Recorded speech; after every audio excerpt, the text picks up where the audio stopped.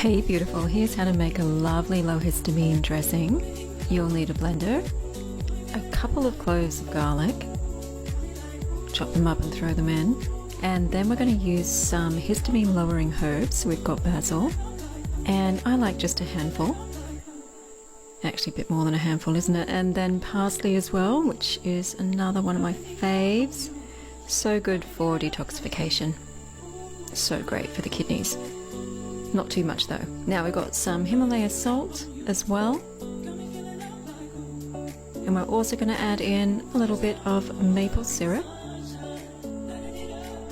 It just balances it out really nicely. The oils I've used are olive oil and safflower oil. And I use about half a cup of olive oil, quarter a cup of safflower. So here's it going in, and then we're going to be ready to blend. You can also add apple cider vinegar if you like. Mixing up really nicely, but I don't tend to ever mix completely fine, so you can see it's a bit gluggy. I just like the look of it, but you mix it how you like it. Oh god, this was really ambitious. It went everywhere. Anyway, there's the beautiful dressing.